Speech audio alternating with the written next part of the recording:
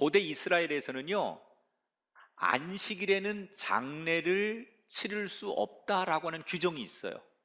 그런데 이제 예수님이 돌아가시고 한 두세 시간 있으면 안식일이 시작되는 거기 때문에 사실 이 장례는 치를 수 있는 시간이 겨우 두세 시간밖에 안 되는 거예요. 그래서 예수님의 장례는 보통 사람들의 장례처럼 잘 준비된 장례가 되지 못해요. 아주 급하게 시간이 쫓겨서 치르는 장례가 되는 거예요. 원래는 사람이 죽으면 시체에 향유를 바르고 세마포에 그 시신을 잘 싸서 무덤에 놓는 게 그들의 장례예요. 그런데 시간이 없잖아요. 그래서 향유를 바르지 못하고 시신을 세마포에 싸가지고 무덤에 갖다 놓는 거죠. 그리고 안식일 지난 후 주일 첫 새벽에 향유를 발라야 되겠다, 이렇게 생각을 하는 거예요. 그리고 그들이 생각한 대로 주일 새벽에 몇몇의 여인들이 향유를 들고 무덤을 찾아가게 되는데 놀라운 사실이 벌어졌죠.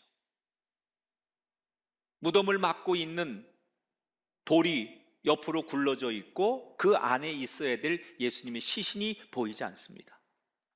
너무 놀란 이 여인들이 처음 가졌던 생각은 어떤 도둑이 예수님의 시신을 훔쳐갔나 보다라고 부정적인 생각에 휩싸이게 되죠. 그리고 어떻게 해야 될지 몰라 이들이 우왕좌왕하고 있을 때 바로 그때 두 천사가 나타나서 이 여인들에게 말을 합니다. 누가복음 24장 5절 6절의 말씀입니다. 같이 한번 읽어보겠습니다. 어찌하여 살아있는 자를 죽은 자 가운데서 찾느냐? 여기 계시지 않고 살아나셨느니라. 갈릴리에 계실 때 너희에게 어떻게 말씀하셨는지를 기억하라. 두 천사가 전해준 얘기가 뭐예요? 예수님께서 다시 살아나셨다는 거예요. 자, 이 믿기지 않는 놀라운 이야기를 들은 이 여인들의 반응이 궁금하지 않아요? 어떤 반응을 보입니까? 24장 8절에 보니까 그들이 예수의 말씀을 기억했다. 오늘 저는 우리 성도들에게 이 말씀을 꼭 기억하기를 축복합니다. 이 말씀을 여러분이 기억하셔야 돼요. 여인들이 제일 먼저 뭘 해요? 예수님께서 돌아가시기 전에 제자들에게 또는 예수님을 따르는 사람들에게 하셨던 말씀을 다시 기억했다 그랬어요. 그랬더니 그 말씀이 기억나고 말씀이 다시 생각나면서 그 말씀이 주는 힘으로 이 여인들이 예수님의 부활을 믿게 되었다는 거예요. 그리고는 부활을 믿으면서 곧바로 제자들에게 달려가서 이 소식을 알려요. 그랬더니 제자들이 이 얘기를 듣고 믿지 못하는 거예요. 그래서 몇몇 제자들은 우리가 직접 가서 확인해 보자, 그래서 달려가 무덤을 확인해 봅니다. 하지만 시신을 찾을 수 없었고 제자들의 상황은 점점 더 심각해집니다. 도대체 이게 어떻게 된 일이냐? 자기들끼리 토론이 벌어지고 논쟁이 벌어지고 그러다가 점점 그들은 의심하고 다툼이 시작돼요. 바로 이런 성경의 배경에서 오늘 본문의 이야기가 시작됩니다. 자, 오늘 본문의 첫 시작의 얘기를 13절, 14절을 통해서 열어보겠습니다. 같이 한번 읽어보겠습니다. 그날에 그들 중 둘이 예루살렘에서 25리 되는 엠마오라 하는 마을로 가면서 이 모든 된 일을 서로 이야기하더라. 주일날 해가 지기 전에 두 명의 제자가 예루살렘에서 한 10km 정도 떨어진, 사람이 걸어가면 한 3시간 정도 걸리는 시간이겠죠. 엠마오라고 하는 그 도시로 가고 있었다는 거예요. 자, 이 두 제자는 지금 6월절 절기가 아직 끝나지 않았는데 왜 예루살렘을 떠나서 엠마오로 가고 있었을까? 여기에는 두 가지 이유가 있었습니다. 첫째는 지난 며칠 동안 일어난 일들이 너무 혼란스러웠던 거예요. 예수님이 죽었잖아요. 그리고 그 시신이 없어졌어요.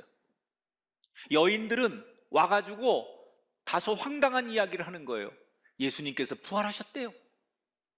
그리고 몇몇 또 남자 제자들은 이 문제를 가지고 싸우는 거예요. 그 가운데서 이런 모든 되어지는 일들과 되어지는 이야기를 들으면서 이 두 제자는 너무나 혼란스러웠고 너무나 답답했어요. 그래서 거길 떠나게 되죠. 두 번째, 더 근본적인 이유가 있어요. 예수님에 대한 실망감이에요.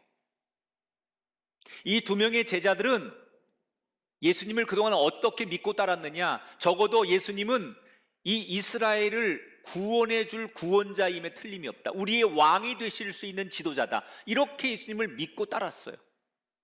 그런데 그 예수님이 너무 허무하게 십자가에 죽으신 거예요. 자, 이 두 명의 제자가 그렇게 실망과 혼란함을 가지고 엠마오로 가면서 자기들끼리 예루살렘에서 있었던 이 모든 사건에 대해서 자기들끼리 이런저런 이야기를 하는 거예요. 그런데 이런저런 막 풀리지 않는 수수께끼 같은 이야기를 하고 가는데 자기들도 모르는 사이에 길을 가는데 누군가 한 사람이 자연스럽게 자기들 이야기 속에 들어와서 같이 길을 걸으면서 대화에 끼어드는 거예요. 이분이 바로 부활하신 예수님이었어요. 여러분, 예수님이 오늘 누가복음에 부활하시자마자 제일 먼저 나타난 사람들이 이 엠마오의 두 제자들이거든요. 그런데 어떻게 나타나십니까? 하나님이 이 땅에 나타나실 때 굉장히 여러 가지 모습으로 나타나시는데 오늘 성경에서 하나님은 조용히 다가오시는 예수님. 그저 말없이 사람들의 그 이야기 속에 언제 왔는지도 모르게 조용히 다가오셔서 말을 거시는 예수님. 15절 16절에 보니까 예수께서 가까이 이르러 그들과 동행하시나 그들의 눈이 가리워져서 그인 줄 알아보지 못했다. 여러분, 한편으로 참 어처구니 없어요. 이 제자들이 그동안 얼마나 많이 예수님의 얼굴을 봤습니까? 예수님의 가르침, 설교, 예수님의 이야기를 얼마나 많이 들었겠습니까?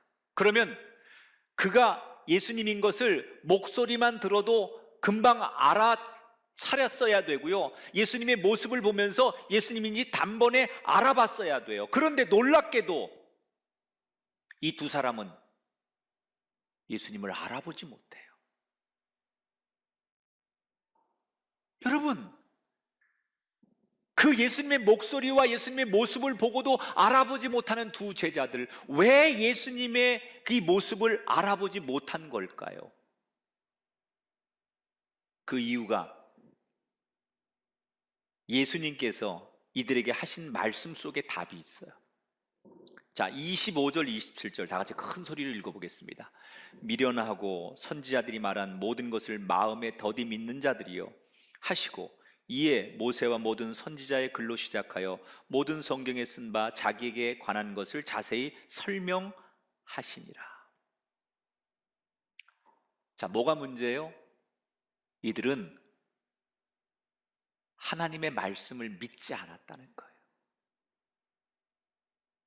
이미 하나님께서 예수님의 죽음을, 아니 그 죽음 이전에 예수님의 고난, 그리고 죽음 이후의 부활을 말씀하셨어요.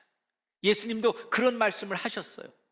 그런데 예수님이 그런 말씀을 수없이 제자들에게 하셨는데 그 말씀을 말씀으로 믿고 기억하지 않는 거예요. 그런데 오늘 성경에 처음 등장한 여인들은 어때요? 여러분, 오늘 누가복음에 보면요, 이 여인들이 예수님을 만났다는 얘기가 없습니다. 예수님을 만났기 때문에 예수님 부활했다라고 소리치는 게 아닙니다. 이 여인들은 단지 천사를 통해서 눈이 열리는 거예요. 그리고 부활하신 예수님을 믿게 되는 거예요. 그럼 부활하신 예수님을 만나지 않았는데 이 여인들이 어떻게 예수님 부활하신 것을 믿게 되느냐? 천사들이 뭐라고 말해요? 예수님이 너희들에게 하셨던 말씀을 다시 기억해봐라. 너희들에게 예수님께서 하셨던 말씀을 기억하고 그 말씀을 믿어라.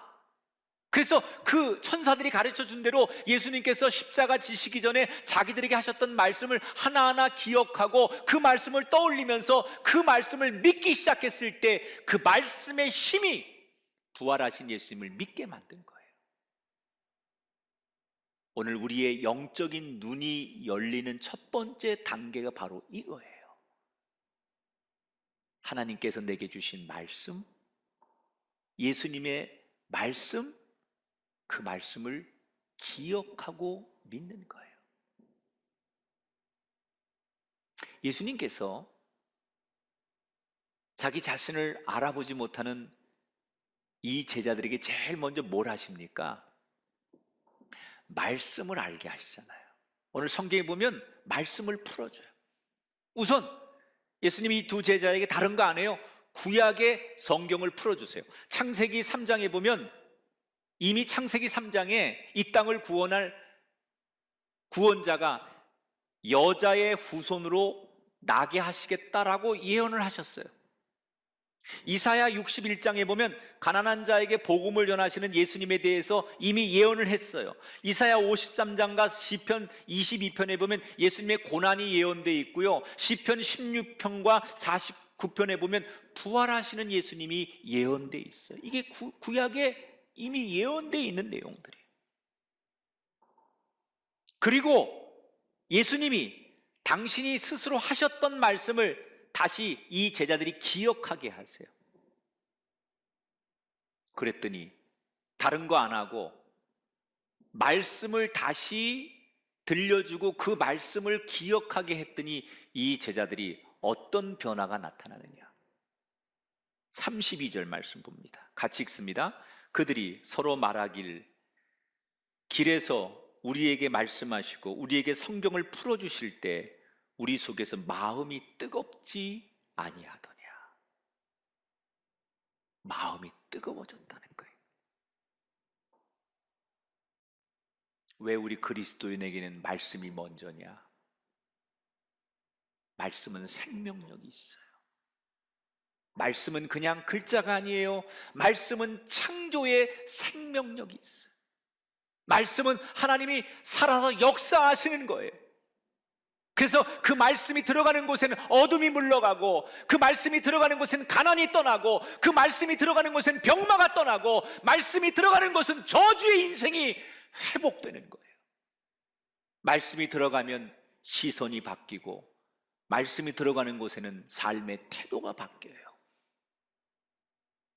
그래서 시편 기자 뭐라고 얘기합니까? 119편에 주의 말씀은 내 발의 등이요 내 길의 빛이니이다. 엠마오의 두 제자에게 말씀으로 그들의 눈을 뜨게 하셨던 예수님처럼 저와 여러분, 우리 삶의 수많은 사람들에게 말씀의 빛이 임하셔서 우리의 영적인 눈을 가렸던 어둠이 깨지는 역사가 우리 가운데 일어나게 되기를 주님의 이름으로 축원합니다. 지금 예수님은 두 제자와 함께 걸으며 말씀을 쭉 풀어주고 계세요. 이때 제자들의 마음이 뜨거워졌다. 여러분, 우리 인생이 어떤 이유에선 간에 침체될 때가 있어요. 의욕도 없어지고 용기도 안 나고 살고 싶지 않고, 이럴 때 이 침체, 이 어떤 어려움에서 우리를 일어나게 하는 힘은 뭐냐? 말씀으로 나가는 거예요. 침체를 벗어나는 가장 좋은 방법은 말씀을 듣는 거예요. 말씀이 들리면요, 내 마음이 뜨거워집니다. 우리 가정이 뜨거워집니다. 부정적이던 생각이 변합니다. 그래서 우리 민족이 다시 일어나려면 말씀 앞으로 오는 거예요. 말씀을 듣다 보니 그렇게 냉소적이고 부정적이던 이 제자들이 마음이 뜨거워지면서 어느 순간 엠마오에 도착을 했어요. 그리고 가려고 하는 예수님을 이 두 제자가 붙들고 같이 묵자고, 여기서 주무시고 저녁 먹자고. 그래서 숙소에 들어가서 저녁 식사를 하게 돼요. 그런데 그때 예수님이 독특한 행동을 하시죠. 30절 보니까 그들과 함께 음식 잡수실 때 떡을 가지사 축사하시고 떼어 그들에게 주셨다. 저녁 식탁에 나온 빵을 예수님께서 탁 들더니 그 두 명의 제자에게 뭐라고 말해요? 이것은 성경에서 말한 대로 너희를 위해 주는 내 몸이다. 그러면서 빵을 떼어서 두 사람에게 주었어요. 이때 두 제자들이 너무 깜짝 놀라면서 이상함을 느끼는 거예요. 아니, 성경에 예언한 대로 또 이것은 내 몸이다 라고 말하면서 우리들에게 이 빵을 건네주는 이분은 도대체 누구인가? 그때 이 제자들의 머릿속에 바로 며칠 전에 있었던 사건이 떠오르는 거예요. 그때 그들이 비로소 이분이 부활하신 예수님이구나 라는 것을 알게 되는 거예요. 지금 이 사람들이 어디 귀신을 보거나 헛것을 보거나 유령을 본 게 아닙니다. 육신까지 완벽하게 부활하신 예수 그리스도께서 이들 앞에 나타나 있는 거예요. 비로소 예수님을 알아봤을 때 그들에게 어떤 일이 일어납니까? 오늘 성경 31절 같이 읽어봐요. 그들의 눈이 밝아져 그인 줄 알아보더니 예수는 그들에게 보이지 아니하시는지라. 눈이 밝아졌다는 얘기는 시력이 좋아졌다 그런 얘기가 아니고요, 환해졌다는 거예요. 어두워서 뭔가 잘 보지 못했던 영적 어둠이 사라지고 부활의 주님이 나와 함께 하시는구나, 이것을 믿게 되는 것을 눈이 밝아졌다고 해요.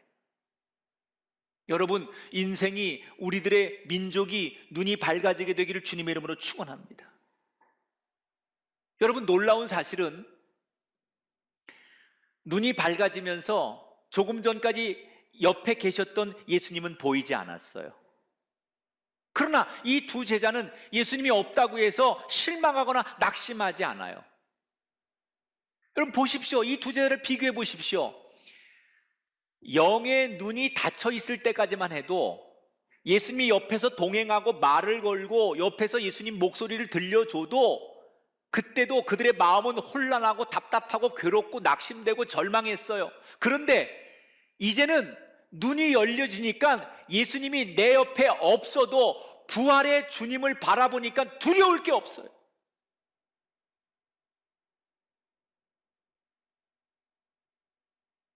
어떤 게 진짜입니까? 영의 눈이 열리는 게 진짜예요.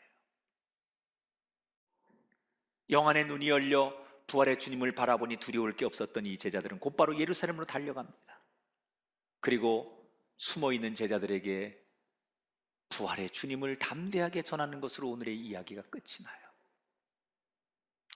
여러분, 이 제자들의 영적인 눈이 언제 열렸습니까?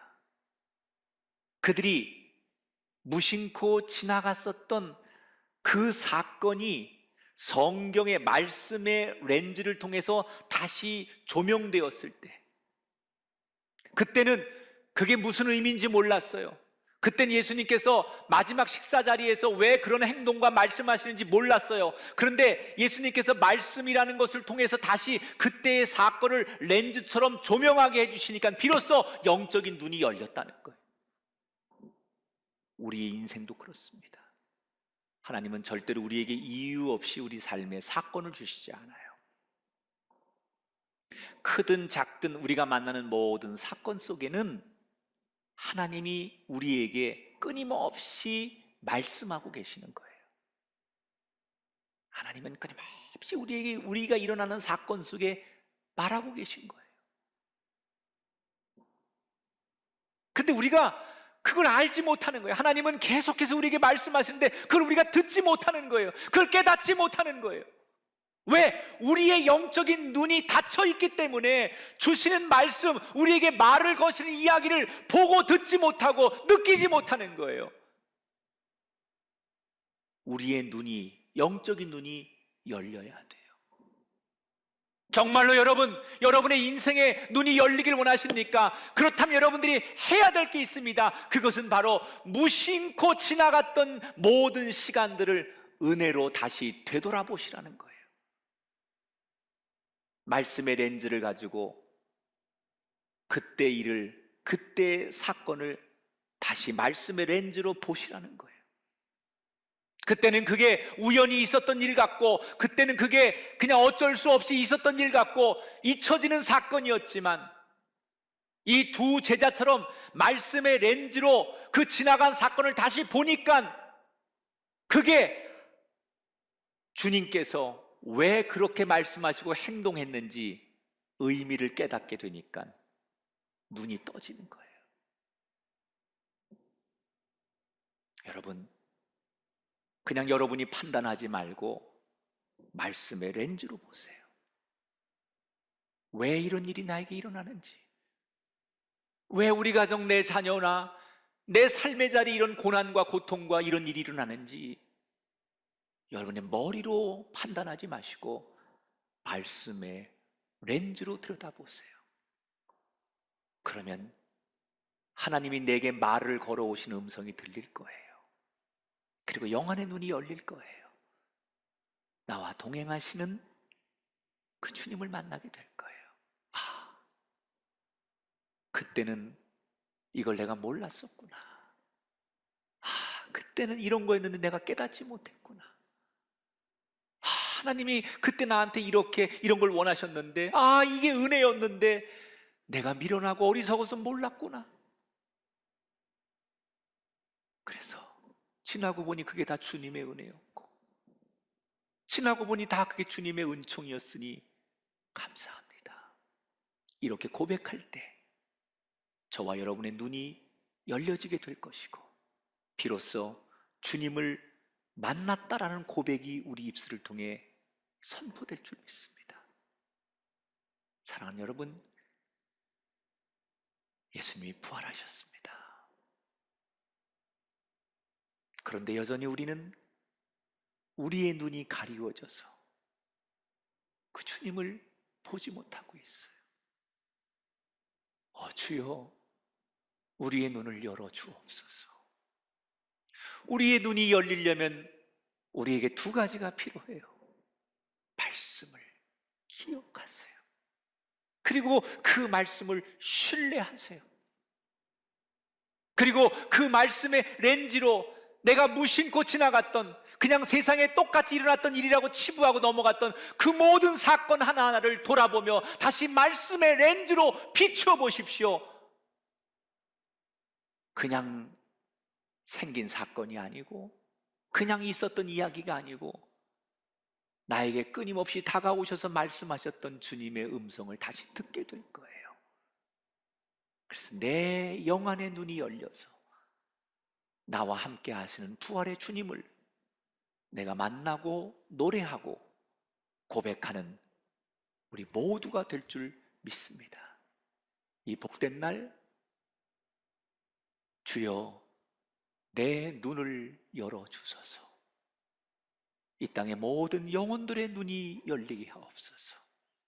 그것이 부활이 주는 최고의 선물인 줄 믿습니다. 이 복음을 듣는 모든 이들에게 눈이 열려지는 축복의 선물이 여러분의 인생 속에 이 땅 가운데 가득하게 되기를 주님의 이름으로 축원합니다. 생명의 말씀으로 나를 채우사 주의 길 예비케 하소서.